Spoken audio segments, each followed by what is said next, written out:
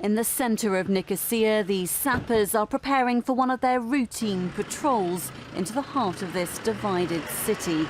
2/8 Engineer Regiment have been in Cyprus since October as part of the UN mission, taking on a peacekeeping role, monitoring and supporting both the Greek Cypriot and Turkish Cypriot forces on either side. Every day they patrol from their base here at Ledra Palace, heading out into the buffer zone, driving through the narrow city streets out to the no man's land in between.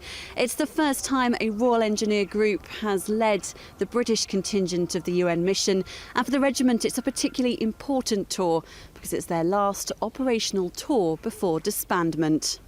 It's been a tough time to get here, was coming through all the operational herricks and the closure of the regiment. But it couldn't be a more perfect end to the regiment. It's got to finish and we've got to withdraw from Germany. But this tour, as an operational tour, something different. The buffer zone runs right through this island as a division between the two sides. The buildings here in the city centre have been abandoned for decades. Crumbling and faded, their facades are propped up and strewn with the scars of fighting which tore this country apart. 2/8 Engineer Regiment check these streets every day. This is a part of the city where time has stood still.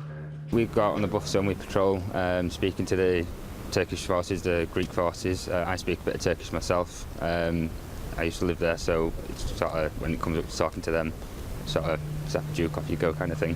It's the last time we're all going to be together. It's the last major thing that the regiment's going to do before they disband and people start going after the different regiments. Like.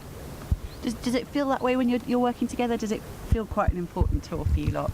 It's just, we're working together, we're used to working together, it feels the same sort of thing. I think when we leave here and we go back to Hamel, it's going to hit home that it's going to be the last time we sort of see each other. With winter approaching, there's concern many of these buildings will be unsafe in the winds and heavy rain. Many in these narrow streets are too dangerous to inspect. Peacekeeping here is a challenge. It's unlike anything they've ever tackled before. Obviously completely different from Herrick that we've been on, Herrick 15, and it's a different way of life. It's not what I expected at all. It's a good tour to actually be on for your regiment, and the last one. I feel quite proud of being one of the last ones to do it. Due to the complexity and sensitivity of the situation here, progress has always been slow. In July, it will be 40 years since fighting broke out on this island, but hopes of some kind of reconciliation or agreement have never gone away. It takes a while. The first month is always, you're very military, you're trying to get in there and sort everything out, and then you realise after a month that Cyprus has been going on 40 years.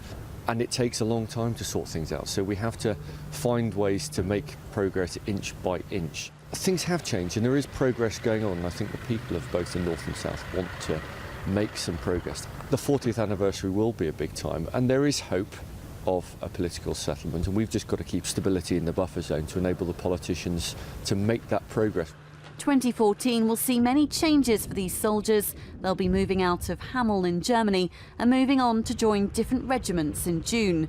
But until then, they're making the most of this tour and all the unique challenges it involves. Carla Prater, Forces News at Nicosia in Cyprus.